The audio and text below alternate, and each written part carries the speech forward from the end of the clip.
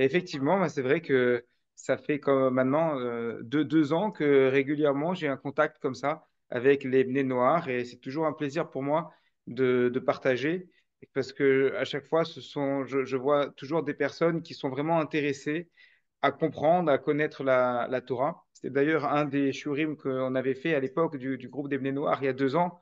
C'était le modèle des Bnei Noirs pour les Juifs. En général, ce sont les Noachites qui apprennent des Juifs, mais des fois, ce sont les Juifs qui doivent apprendre des midotes des Noachites dans cette attention qui est apportée à la Torah. Donc là, j'ai choisi de parler de la Ménorah. C'est pas complètement sur Hanouka, mais on va parler d'un psaume, en fait, qui est associé traditionnellement également à Hanouka. C'est pas le psaume de Hanouka, parce que le psaume de Hanouka, c'est le psaume 30, si je ne m'abuse. Là, c'est le psaume 67.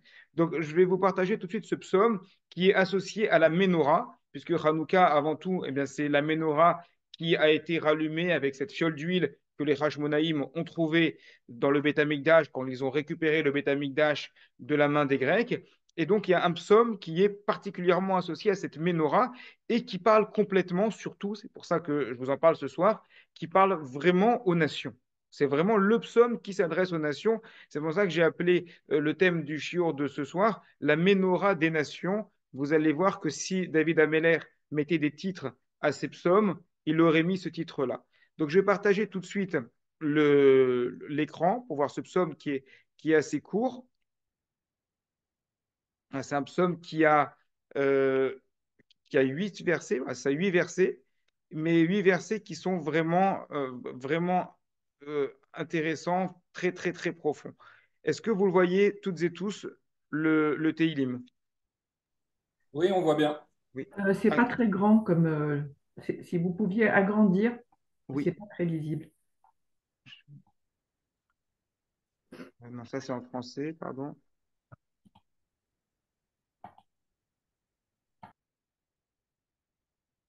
Voilà. Voilà, là, j'ai agrandi, puis on passera à côté au français. Alors, pardon. On a agrandi. 67. Ah, c'est bizarre, quand j'agrandis, ça me met en arrière. Hmm, j'essaye encore un peu.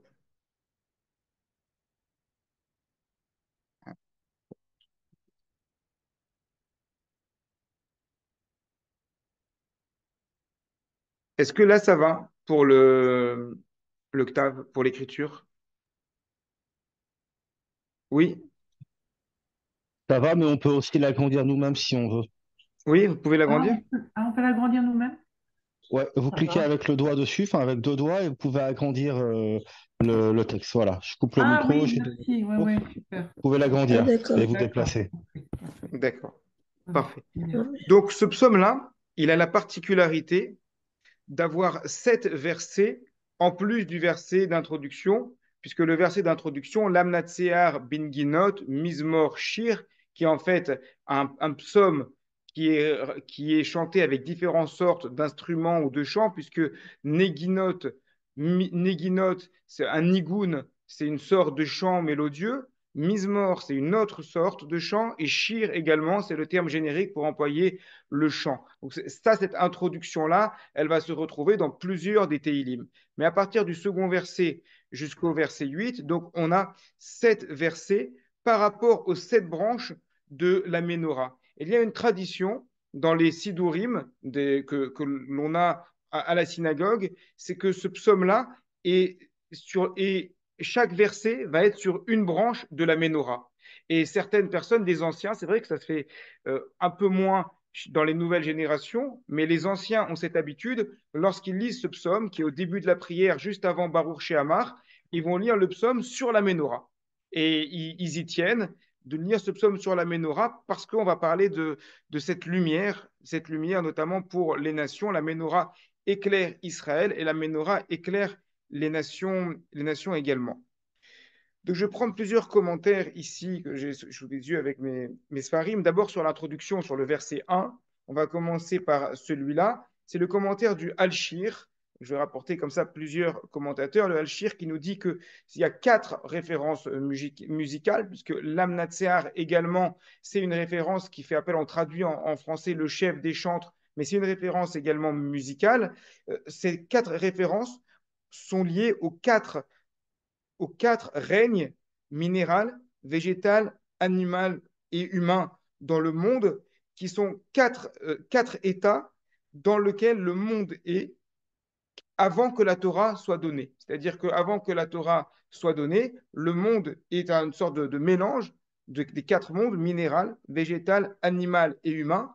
Mais la Torah, elle va venir compléter tout ça. C'est-à-dire qu'elle va perfectionner la nature. Le monde est à l'état de nature totale et la Torah va venir perfectionner, donner un sens, en fait, à cette nature. Le, le commentaire du Radak, Rabbi David, Rabbi David Kimechiv du Moyen Âge, qui nous dit que ce psaume est lié au rassemblement des exilés à Jérusalem. Et tout au long du commentaire du Radak, on ne va pas voir que son commentaire, on va en voir également d'autres. Il va nous faire une lecture, comme il le fait dans beaucoup de psaumes de David d'ailleurs, en nous montrant que tout ce qu'on est en train de lire ici est lié au rassemblement des exilés, c'est-à-dire qu'il y a une connotation messianique dans ce psaume. D'ailleurs, il y a une connotation messianique également dans Hanouka, puisque Hanouka, c'est 8 jours de Hanouka, et que le chiffre 8 est un chiffre qui a une connotation messianique, parce que le 8, c'est ce qui représente l'infini. 7, c'est ce qui est fini, c'est la semaine. Le 8e jour, on est passé de l'autre côté du cycle. C'est pour ça qu'on fait la Brit Mila, la circoncision, le 8e jour, et c'est pour ça également qu'il y a ce symbole de l'infini chez les nations, c'est le 8 qui est inversé. C'est la même idée donc de 8 infini, donc il y a une idée messianique dedans. Je vais revenir sur ce point-là. J'ai également noté un commentaire du Malbim, dessus. Je vais prendre la page.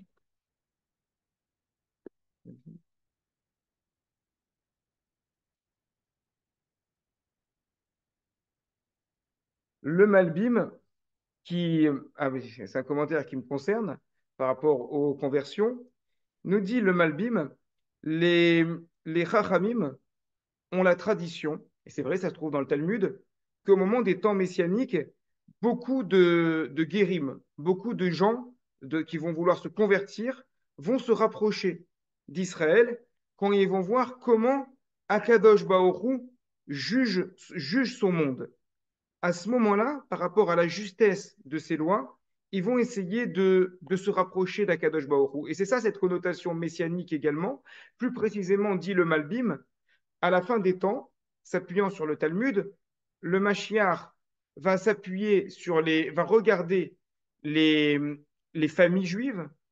Quelles sont les familles juives qui ont une lignée qui est vraie et quelles sont les familles juives qui ont une lignée qui est plus problématique. Et les personnes qui se sont converties uniquement par intérêt, mais pas dans le but de respecter correctement la Torah, ils seront mis de côté. Et lorsque les membres des nations verront cela, à ce moment-là, les guérim, Ger Tzedek, les vrais convertis, se rassembleront à ce moment-là. D'ailleurs, j'ai une petite parenthèse, sur le site giroud.fr, j'ai publié récemment une réponse. Est-ce que les conversions seront possibles après la venue du Mashiach? C'est vrai que le Talmud dit qu'à l'époque messianique, on n'acceptera plus les convertis, mais comme je le montre dans la réponse à travers les commentaires de Tosfot et du Meiri et d'autres commentateurs, ça concerne toutes les conversions. Mais les gens qui sont vraiment sincères à l'époque messianique, qui veulent se convertir, pourront encore se convertir. Ce n'est pas le sujet du cours ce soir, mais je le détaille dans cette réponse que j'ai donnée sur le site guéroute.fr. Voilà pour les quelques commentaires notés sur l'introduction. Et on va passer tout de suite au vif du sujet avec le verset 2. Donc, Elohim, Yechonenu, Vivarechenu, qu'Hachem me prenne en reine, en grâce, et qu'il me bénisse. Yaher Panav, Itanu Sela, qu'il éclaire son visage vers nous. Sela, c'est une louange. On va dire que Sela, c'est une louange. Donc Hachem éclaire son visage lumineux vers nous. Premier commentaire, c'est le commentaire du Sforno. Le Sforno qui nous dit Hachem, il, il va nous éclairer après les persécutions. Le peuple juif a eu énormément de persécutions dans son histoire et l'exil est quelque chose qui a énormément pesé sur le peuple juif.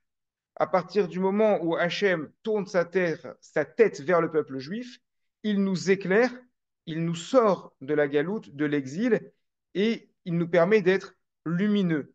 Toujours le Sforno qui continue, il permet à nos esprits d'être lumineux. Et ainsi, on pourra percevoir correctement la Torah. C'est cette idée aussi, pour l'instant on parle du juif, mais on viendra aux nations rapidement, c'est cette idée aussi que le juif en exil manque de luminosité parce qu'il a la tête dans les tourments qu'il vit à longueur de temps. En revanche, au temps messianique, à ce moment-là, la lumière, on est bien, on est en shalom, on est en paix. Eh bien, quand on est en paix, à ce moment-là, on peut mieux étudier. Et ça, on le voit dans la vie de tous les jours. Je pense que n'importe qui étudie la Torah peut en témoigner. Lorsque ça va bien dans notre vie, que ce soit sur le plan physique, sur le plan de la santé, sur le plan familial, avec son épouse, avec ses enfants, sur le plan professionnel, alors on peut bien étudier. Mais lorsque ça ne va pas, c'est très compliqué de se concentrer, de se mettre la tête dans l'étude, c'est beaucoup plus dur. Mais c'est également vrai sur le plan collectif. Le Metsudat David, qui est commentaire classique de la Bible, Yair Panav, il éclaira son visage, il nous dit que c'est Hachem qui nous montrera un visage lumineux et un visage souriant. Le sourire, voilà, on parle beaucoup de la fin des temps, les guerres, Gog et Magog, etc. C'est vrai, c'est un discours qu'on entend beaucoup. Moi, je préfère le discours du Metsudat David qui nous dit, à la fin du temps, Hachem, il va nous faire sourire. C'est le sourire. On sera heureux, on sera bien, on sera lumineux. Be'ezrat Hachem. Et le Ibn Ezra, nous dit le verset, il nous bénira, c'est-à-dire il va nous rajouter. Hachem nous donne toujours, nous donne tout le temps des brachot, il nous donne tout le temps des bénédictions, il nous donne grâce à longueur de temps. Mais maintenant, il va rajouter à la grâce qu'il nous donne, puisque nous allons trouver grâce à ses yeux, alors il rajoutera, il nous donnera encore. Dans le même sens, le Radak, mais toujours fidèle à son interprétation, qu'on parle ici du rassemblement des exilés, il nous donne grâce, il nous bénit après nous avoir délivrés. Parce que la bracha, la bénédiction, c'est rajouter du bien et il nous fera réussir. Donc, on est après la délivrance messianique où la bracha, la bénédiction sera extrêmement, extrêmement présente, plus cette idée de lumière. Cette idée de lumière, de hatzlacha, de réussite, c'est important. Je pense qu'il faut le mentionner régulièrement. La réussite, c'est la lumière. La réussite, c'est avoir le sourire.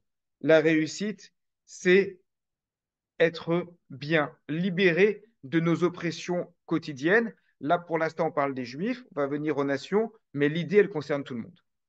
On a des tourments dans la vie. Effectivement, quand est-ce qu'on s'appelle réussir? Réussir, c'est pas vaincre. Réussir, c'est être bien. C'est être dans le shalom avec l'autre. Je parle beaucoup de ça dans mes cours. Je ne veux pas trop m'étendre parce que j'aimerais bien vraiment analyser le texte, mais juste ce point-là, je pense qu'il est important. C'est un exemple que je prends régulièrement. Quand j'ai un problème avec un voisin dans mon appartement, la victoire, c'est pas lorsque j'arrive à le battre juridiquement et à faire en sorte de gagner mon procès contre lui. Parce que si je fais ça, à chaque fois que je vais sortir de chez moi et que lui il va sortir de chez lui, on va se croiser, on va se regarder en dents de scie, ça va être une ambiance désagréable au possible. Non, pas du tout. La hatzlacha, la réussite, c'est quand on va réussir à trouver un terrain d'entente et qu'on va être dans le shalom. À ce moment-là, on sourit, on a un visage lumineux. Et bon, je ne vais pas vous raconter ma vie avec mes voisins, mais j'ai des anecdotes je pourrais passer un cours entier à raconter mes anecdotes avec mes différents voisins. C'est du vécu, c'est vrai. Et ce qui est vrai avec mes voisins chez moi à Nice, c'est vrai également entre Israël et ses voisins, entre les Bnei Israël et les nations. Évidemment, la Hatzlacha, c'est quand on va tous dans le même sens. Pas quand on se fait la guerre les uns avec les autres, mais quand les nations Israël vont tous dans le même sens, de manière lumineuse, comme on le verra tout de suite. Au verset suivant, le verset 3. Ladat ba'aretz darkecha, pour connaître dans la terre ton chemin, Bechol Goïm Yeshuatecha. On y arrive donc, parmi toutes les nations, ton salut. Ça y est. On parle maintenant des nations. On demande à Hachem d'éclairer son visage vers nous. Et là, les nations viennent. Le premier commentaire, c'est celui de Rashi, qui nous dit le, tout le monde va connaître ton chemin dans la terre, savoir que tu fais du bien à ton peuple. Les nations vont savoir que toi, Hachem, tu fais du bien au peuple d'Israël. Et les nations vont te louer, vont te remercier, vont être contents pour ça. On est vraiment dans le temps messianique où les nations, et là on ne parle pas seulement de quelques yéridim, de quelques particuliers parmi les Bnei Noirs, mais là on parle de toutes les nations, vont vraiment reconnaître, vont être contents de ce qui arrive de bien pour les Juifs. Bon, on n'y est pas encore, mais Bezrat Hashem, avec le temps, ça arrivera. Le commentaire du Metoudat David qui nous dit il faut que les nations sachent que toute la terre connaisse ton chemin et toute la terre sache que tu récompenses ceux qui croient en toi. Ce n'est pas gratuit, mais il faut savoir que ceux qui sont Ma'aminim, Bnei Ma'aminim, qui ont une émouna complète, eh bien Hachem les récompense. Parmi toutes les nations, le secours que tu feras à ton peuple sera connu parmi toutes les nations. Toutes les nations l'entendront. Et le Ibn Azra qui nous dit, le Derer Hachem, le chemin de Dieu, sera connu. Quel est le chemin de Dieu? Ça, c'est intéressant. On a une nuance supplémentaire par rapport au commentaire précédent. Levarer me'atim oloshiam. Bénir ceux qui sont en petit nombre et les sauver. Ce qui nous fait une petite allusion à Hanouka. Puisque à Hanouka, dans la prière que les Israël font dans le Alanissim, qu'on intercale dans la Hamida, dans les Birkat Amazon, on dit Me'atim Beyad Rabim, je vais peut-être dans le texte, mais c'est un petit nombre dans la main du grand nombre. Donc, c'est-à-dire que les Hashmonaïm, c'était un petit peuple, un petit nombre qui sont partis faire la guerre à une immense armée grecque, et toutes les nations ont su que le derer d'Hachem, le chemin d'Hachem, c'est de faire réussir le petit nombre parce qu'il porte avec lui la Emouna.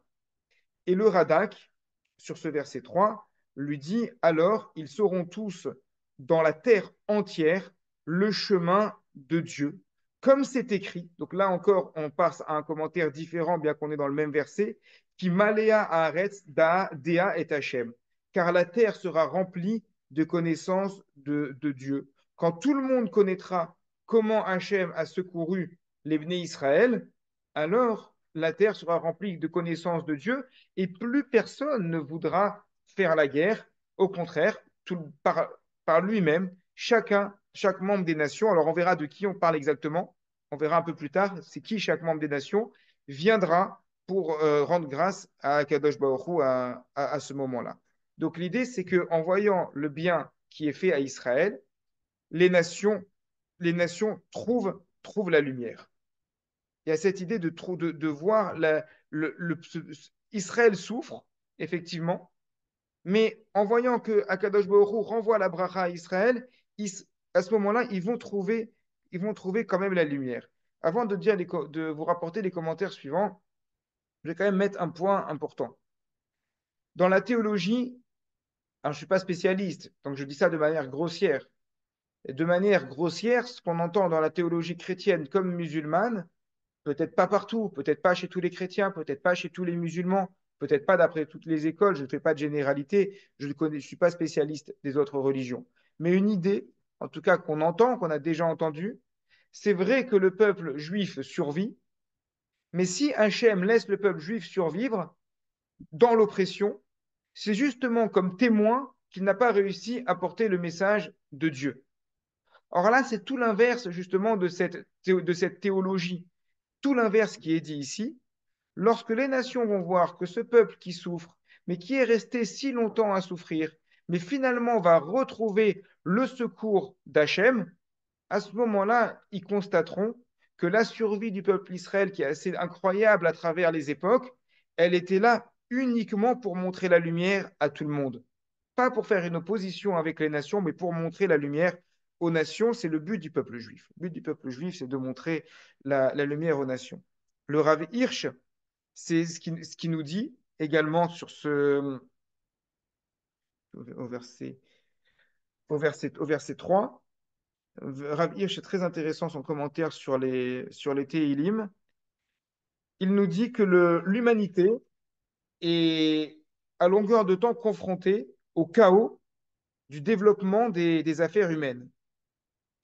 Et si Hachem montre devant, devant le monde entier que Israël réussit à s'en sortir, ça montre que Hachem est capable de sortir du cours normal des choses.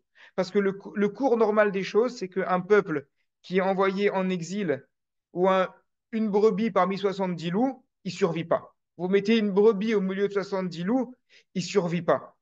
Mais quand les nations, et chaque membre des nations qui est, avec un terme plutôt trivial, la tête dans le guidon à longueur de temps, et d'un coup, on voit, ah, incroyable, c'est quoi ce peuple qui survit, qui a une bracha? Ça, c'est incroyable. Je vais continuer avec le commentaire du Rav Hirsch qui nous dit que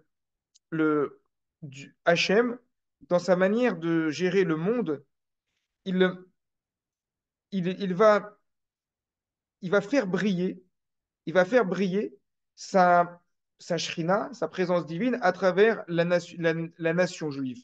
À ce moment-là, l'humanité va reconnaître que l'histoire humaine a été guidée par la Hashgacha pratique, c'est-à-dire par la providence à longueur de temps, et que les brachot que Israël reçoit, tout ça, ce n'est pas un hasard. C'est ça l'idée. Rien n'est par hasard ici. Nous le savons, les Bnei Israël, les Bnei Noach, aujourd'hui. Mais le reste des nations, pour l'instant, ne le voit pas. Israël, c'est une exception. C'est Israël, c'est un ovni dans le monde, dans l'humanité, que ce soit le peuple juif avec la Torah, ou que ce soit aujourd'hui également, vous allumez les infos. Il ne faut pas attendre le 7 octobre. C'est depuis que je suis né, depuis que j'en un peu. C'était un peu plus jeune que moi, peut-être David, mais depuis qu'on est né, qu'on est enfant, on entend parler d'Israël partout. Il n'y a pas une année où Israël ne fait pas les gros titres des journaux. Bon, mais c'est pas un hasard. Un moment, on verra, c'est parce qu'il y a quelque chose derrière. Il y a un projet. Je vais passer au verset 4.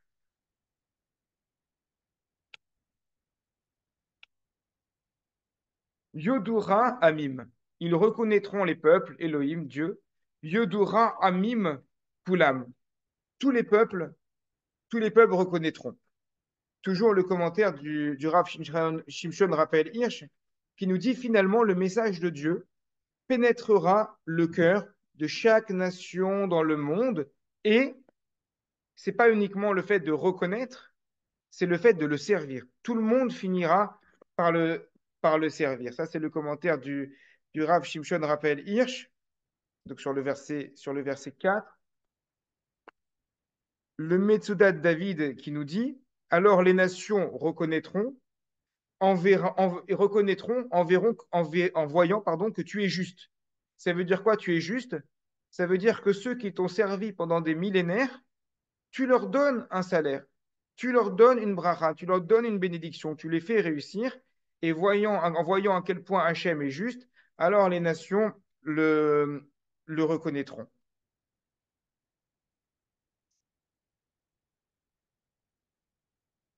Ça me fait penser aux commentaires, à ce qui est dit dans le prophète Malachi. Dans le prophète Malachi, il y a un verset qui est magnifique, on l'a lu dans une haftara. C'était quand cette haftara? Je crois.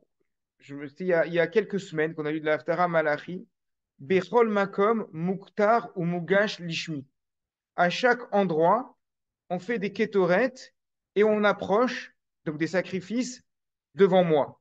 C'est une prophétie pour les temps messianiques, et bien que le Talmud nous dise que cela fait référence que dans chaque nation, à travers toutes les époques, il y a eu des Juifs dans tous les États, dans toutes les villes, et la présence des Juifs, c'est considéré dans les pays, c'est considéré comme si les nations elles-mêmes faisait une avodat Hashem. Lorsqu'il y a des juifs en France, lorsqu'il y a des juifs en Asie, lorsqu'il y a des juifs et qui font une vraie avodat Hashem, des fois, c'est ce qui permet d'apporter une protection sur le pays entier. Mais il y a un autre sens beaucoup plus direct du verset, Berol Makom, Muktar ou Mugash Lishmi, ça veut dire à chaque endroit, on fait des sacrifices pour moi. Toutes les nations, elles me reconnaissent, toutes les nations, elles m'apportent quelque chose. Alors, effectivement, c'est vrai, et le prophète Malachi ne parle pas dans les temps messianiques. Il dit aujourd'hui encore, même un idolâtre qui va être idolâtre, mais il reconnaît Dieu, il apporte un sacrifice à Dieu, son sacrifice, il était accepté. C'est marqué dans le Talmud aussi. Par contre, au temps messianique, il n'y a plus d'idolâtrie. Directement, tout le monde reconnaît. Je passe au verset 5.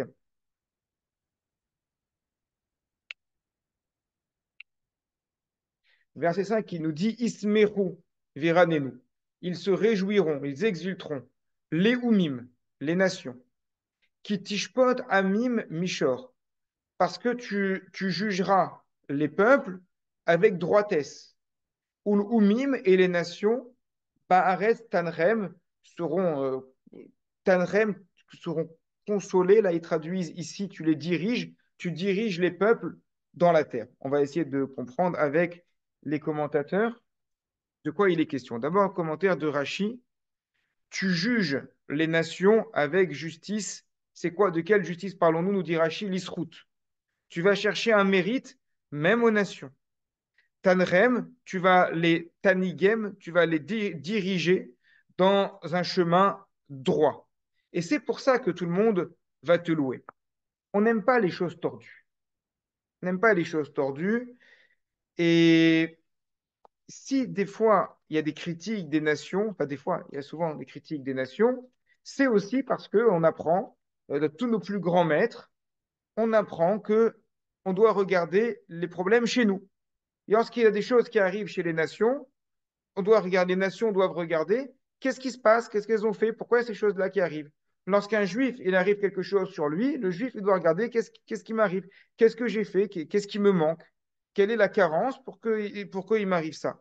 Donc maintenant, effectivement, si les juifs se comportent d'une manière qui n'est pas droite, alors les nations n'ont pas envie de suivre les juifs. Parce qu'ils se disent, ben, c'est ça le modèle qu'on a, on n'a pas vraiment envie. Mais si on voit de la droiture chez le juif, alors à ce moment-là, les nations vont avoir envie de le suivre. Le Rav Elchanan Wasserman, il a écrit à propos, il marche que Hachem, Ikom Damo, il a été niftar pendant la Shoah. Il avait écrit à l'époque de la crise économique de 1929, la grande crise, et il avait écrit quelque chose de magnifique. Je l'ai lu, je l'ai découvert ça cette semaine, ce qu'il avait écrit. Il a posé une question, pourquoi il y a eu la crise financière comme ça? Et il répond, on cherche des causes. Tout le monde cherche des causes économiques, l'inflation, etc., etc. Il dit, c'est pas comme ça, nous, les Juifs, qu'on a appris à réfléchir. Nous, quand on a un problème dans la vie, on cherche quel est le problème que nous, on a. Et quel est le problème que le monde a en 1929? Et la réponse qu'il donne, elle est exceptionnelle parce que ça fait presque 100 ans et c'est 100% d'actualité. C'est que l'argent, au lieu de devenir un moyen qui sert à une fin, l'argent, c'est devenu une fin en soi. Ça devient plus que quelque chose de complètement immatériel. Alors nous, quand on a des familles Baruch Hashem, avec beaucoup d'enfants, etc., on a besoin d'argent pour vivre, pour faire vivre nos familles. Mais quand le but de l'argent, c'est d'accumuler pour accumuler, à ce moment-là, ça devient un problème mondial. Et le Rav El-Hanan Wasserman dit ça, c'est un problème qui concerne autant les juifs que les nations. Donc quand il y a un problème, on regarde le problème à l'intérieur de nous-mêmes. Par contre, quand on voit que les choses avancent de la bonne manière, quand on voit qu'on est sur un bon chemin, qui est un chemin droit, à ce moment-là, les Juifs qui avancent dans ce chemin droit donnent une bonne image aux nations qui ont envie de faire pareil, qui ont envie de se comporter de la même manière. Le Rav Hirsch, il note que ce verset 5, une fois on parle de Amim, une fois on parle de Léoumim. Et il y a une différence entre Amim et Léoumim. C'est quoi cette différence? Les deux signifient une nation, mais Léoum, ça signifie la nation avec son État qui gouverne un peuple et qui le représente. Donc, ça, il y a une certaine idée de particularisme dans l'éoum, qui veut dire la nation. Par contre, Am, c'est une notion de peuple, d'assemblée, qui fait fi des différences nationales. On pourrait faire le parallèle, les Havdil, avec ce que les musulmans appellent la Oumma. Vous connaissez ce qu'ils appellent la Oumma, c'est-à-dire la communauté, en fait, de communauté de croyants à travers le monde. C'est une idée qui est similaire. C'est-à-dire que l'Eoum, ça reste une nation qui garde quand même des frontières. Par contre, Am, c'est quelque chose de beaucoup plus large. On peut faire partie du même peuple, bien qu'on fasse partie de nations différentes. Et si vous regardez bien, c'est ce que dit le Rav Hirsch, d'abord on dit Ismeru viranenu leumim, d'abord les nations, donc chacune dans ses retranchements propres, chacune dans ses frontières, chaque nation aussi avec un peu sa méfiance vis-à-vis de la nation adverse, un peu avec son chauvinisme propre à chaque nation. C'est au début. Mais ensuite, quand ils vont voir Kitishpot Amim Mishor, quand tu vois que les peuples sont jugés de manière droite, Ulumim Bares Tarnem, à ce moment-là, chaque nation va avancer dans le bon chemin, le Ham, la communauté nationale, et qui est finalement un stade au-dessus de l'Eoum. C'est cela à quoi on aspire évidemment, c'est-à-dire que dans les temps messianiques, on aspire à un Ham général. Donc il y a le Ham Israël et après il y a le Ham des autres peuples également, les Hamim qui se retrouvent ensemble. Je passe au verset 6. Yodura Amim Elohim. On continue encore. Vous voyez, on a revenu un peu sur Léomim et on repart sur les Amim. Ils te loueront les peuples, Hachem. Yodura Amim Kulam. Tous les peuples te loueront. On est encore dans cette idée de Am, c'est-à-dire, ça y est, les frontières sont abolies. À partir du moment où on reconnaît que Hachem est Dieu, que Hachem est un et toutes les nations le reconnaissent, eh bien, pourquoi se faire la guerre entre Français et Allemands, entre Coréens du Sud et Coréens du Nord, etc., etc., puisque finalement tout le monde reconnaît que Hachem est un. À ce moment-là, toutes les nations ne sont plus les Oumim, mais sont des Amim. Le Radak, son interprétation donc messianique, Yodura, et alors, quand tu jugeras les peuples, quand viendront. Ah non, pardon, le Radak, il a une interprétation intéressante. Bon, on ne va pas se mentir, on ne vit pas dans un monde de bisounours. Des guerres, à un moment ou un autre, il y en a.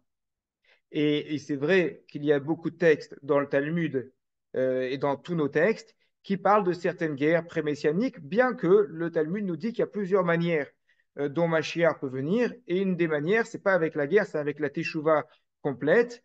Et le Rambam, il nous dit que tout ce qui est écrit dans le Talmud, ça reste des hypothèses. On ne sait jamais vraiment comment les temps messianiques vont arriver. Une des possibilités, c'est avec une guerre qu'on appelle la guerre de Gog ou Magog. Habituellement, la guerre de Gog ou Magog, on parle comme une guerre générale, une sorte de troisième guerre mondiale, puisque Gog et Magog, c'est Gematria de 70, et qui symboliserait une sorte de guerre entre Israël et les 70 nations. Mais là, on va voir une nuance très importante à cette idée un peu trop générale. Quand les peuples seront jugés, quels peuples? Pas tous les peuples. Les peuples qui sont venus avec Gog pour faire la guerre. Alors le reste des peuples te loueront, ils verront que tu as toi, Hachem, la puissance, que tu es le maître que tu es le maître de tous, et tous te loueront, et même ceux qui ont été rescapés de la guerre de Gog et qui sont restés vivants, eux aussi, ils te loueront. J'aime beaucoup ce commentaire parce qu'il permet de pas voir les choses non plus d'une manière trop noire sur l'avenir, sur l'avenir messianique. Et c'est vrai, il y aura déjà, il y a déjà une guerre, il y a toujours des guerres. C'est vrai, il y a des guerres. Mais dans cette guerre de Gog ou Magog, il faut faire des nuances. D'abord, c'est pas tous les peuples. qui sont dans Gog ou Magog, d'après le Radak, peut-être, on pourra peut-être trouver d'autres traditions qui nous diront que oui, mais en tout cas, d'après le Radak, ce n'est pas tous les peuples. Et il y a des peuples qui vont voir que euh, les peuples qui attaquent Israël perdent et que Israël est dans le vrai. Et à ce moment-là, ces peuples-là vont reconnaître Hachem. Et il nous dit, et puis d'abord, même d'après ceux qui attaquent Israël, il n'y a pas que des méchants, il y a des gens qui vont être rescapés de là. Et même les rescapés, ils feront teshuva. C'est-à-dire, même ceux qui ont attaqué Israël parmi les nations, il y en a qui vont mourir, c'est vrai, mais il y en a qui vont être rescapés, et ceux-là même, ils feront teshuva. Donc finalement, tout le monde en viendra, tous ceux qui seront rescapés en tout cas, en viendront à reconnaître et à louer à Kadosh Baruch.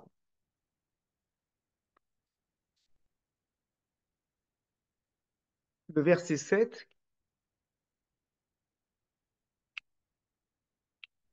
le verset 7, Eretz Natena Yevula. La terre, elle donnera sa récolte. Yevarechenu, Elohim Elokeinu. Et alors Dieu, notre Dieu, nous bénira. La terre donnera sa récolte. On est évidemment toujours dans, dans un point qui est messianique. Je dirais le commentaire du Radak encore, qui nous dit, et alors, une fois qu'il y aura eu cette guerre, une fois qu'il y aura eu ces nations qui reconnaîtront que Israël est dans le droit, donc évidemment, si Israël est dans le droit, ça veut dire qu'il y a eu aussi une teshuva d'Israël, alors la terre donnera sa récolte. Parce que pourquoi la terre ne peut pas donner complètement sa récolte? Pourquoi on a besoin de la travailler énormément pour qu'elle donne sa récolte? On parle de la terre d'Israël, bien entendu, parce que c'est ce qu'on lit dans le schéma Israël, c'est nos fautes qui restreignent parfois la pluie de tomber. En revanche, Bisman Agioula, Ikalu Areshaim, Vanisharim Yubeli Avon, il n'y aura plus de Reshaim, et ceux qui restent seront sans aucune faute. À ce moment-là, les fichar titen aretz yevula beroret. À ce moment-là, la terre, elle donnera tout le temps sa récolte. Tout le temps, et la terre florira, puisque Eretz Israël, du coup, deviendra le centre du monde, pas dans le sens de domination du monde, mais dans le sens, au contraire, d'apporter sa bracha. Et la bracha, la bénédiction, par quoi elle commence? Elle commence toujours, elle commence toujours par la terre. Je passe au dernier verset. Yevarechenu Elohim, bénis-nous Hachem, Vireu Oto, et nous te craindrons, ou ils te craindront, pardon, Kol Avse Aretz, toutes les extrémités de la terre. Rashi, commentaire de Rashi, ils diront, voyez, c'était ceux-là qui croyaient, qui craignaient Hachem, donc les Bnei Israël, et regardez comment ils sont, ils sont bénis. On sera béni, et dit le Ibn Ezra, nous serons bénis dans toutes nos actions. Et alors, toutes les extrémités de la terre verront cette bracha, entendront la grandeur de Dieu, comme Yitro avait entendu. Comme Yitro avait entendu lorsque la mer Rouge a été traversée, Vaishma Yitro, Yitro a entendu tous les miracles qui ont été faits. Il est venu, il s'est approché vers Moshe Rabbeinu et il a dit Baruch Hashem. Et c'est le premier qui a dit Baruch Hashem. C'est le premier qui a béni Hashem. C'est quelqu'un qui vient des nations. Ce qu'a fait Yitro en tant que Yahid, après l'ouverture de la mer Rouge, c'est-à-dire en tant que particulier, eh bien, toutes les nations le feront à la fin des temps. Et pour vous laisser la parole, après, je vais conclure avec le commentaire du Rav Shimshon Raphaël Hirsch. D'abord le Rashbam et le Sforno, et ensuite le Rav Hirsch pour conclure. D'abord, dans un premier temps, on a voulu nous dire que toutes les nations vont dire merci à Hachem pour la justice, plutôt pour la justesse, pardon, du jugement de Dieu, pour un jugement juste. Et les nations vont voir un ordre social qui fonctionne, une justice sociale. Ça va les, ça va leur parler. Il y a un excellent livre d'ailleurs qui est très difficile à trouver, qui s'appelle La justice sociale en Israël, du rabbin Eli Munk, c'est très dur à trouver, mais il est assez incroyable là-dessus. Dans un deuxième temps, une fois qu'ils ont vu la justice sociale qui est en Israël, ça va leur plaire, on nous dit que les nations vont dire merci pour l'abondance qu'il y a dans le monde. Donc d'abord, ils disent merci, les nations, pour ce qu'ils voient chez Israël. Et ensuite, ils disent merci lorsqu'ils voient que lorsqu'Israël se comporte d'une bonne manière, ça apporte la bracha également sur le monde. Et pour Rav Hirsch, ce psaume est divisé donc finalement en trois parties qui correspondent en trois phases durant lesquelles l'humanité va accomplir sa mission. Donc c'est vraiment le psaume messianique par excellence. Ce psaume 67, ce psaume de la Ménorah. Premièrement, dans les deux premiers versets, on a parlé uniquement des Juifs. Commentaire sur les deux premiers versets, on parle que du peuple d'Israël pour nous dire que d'abord, dans un premier temps, le peuple juif va en venir à reconnaître et à obéir complètement à Dieu. C'est peut-être la teshuva de la fin des temps, qui est une des hypothèses des temps messianiques dans le Talmud et chez les décisionnaires. Deuxième partie du psaume, on a vu des versets 3 à 5, les dirigeants des nations vont se soumettre à l'autorité d'Hachem et vont le servir. Mais là, pour l'instant, on est dans des décisions générales qui concernent les collectivités humaines. Et troisième partie, donc les trois derniers versets, des versets 6 à 8, là on nous dit que tout le peuple, tout le monde entier finalement, et pas seulement les dirigeants, vont apprendre à servir Hachem correctement et que les dirigeants des nations vont même mettre de côté leurs privilèges, parce que le privilège d'un dirigeant de nation, c'est un privilège comme Pharaon, comme le pharaon, et toujours une petite part d'Avodazara dedans, où on est vénéré soi-même en tant que dirigeant. Les dirigeants des nations, les monarques, les présidents vont mettre de côté leur propre kavod, leur propre honneur, pour laisser la place à Kadosh Baruch. Voilà donc ce psaume de la Ménorah donc, qui a été allumée par les Hashmonaïm. Et vous voyez, c'est un paradoxe, je conclue avec ça avant de vous laisser la parole. Un paradoxe assez étonnant, c'est que ce sont les Grecs qui eux-mêmes font partie des nations. Et dans notre civilisation, c'est l'article que j'avais écrit d'ailleurs pour votre magazine, qui est la civilisation gréco-romaine, bah, c'est le symbole des nations de l'époque, ont empêché la menorah, ont voulu empêcher la menorah de fonctionner. Et nous, on a rallumé la lumière. Mais la lumière de la menorah qu'on a rallumée, c'est pas seulement pour les Bnei Israël. La lumière qu'on a rallumée de la menorah, elle éclaire le monde entier. C'est ce Teilim 67. Voilà pour cette présentation. Vous avez vu, il y a énormément de commentaires. Je dois faire un choix parmi les commentateurs, mais c'est vrai à quel point notre Torah est magnifique et comment on peut apprendre beaucoup et pour les Juifs et pour les nations, et à quel point aussi c'est bon de lire des commentaires sur ces psaumes-là dans une période difficile comme nous vivons actuellement de tensions, de guerre, et nous, nous voulons le shalom pour tout le monde, et évidemment le shalom pour le monde entier, shalom à l'Israël et shalom sur le monde complet. Et nous prions pour que ces prédictions, ces belles prédictions qui nous donnent le sourire, se réalisent. Bimera v'yameinu.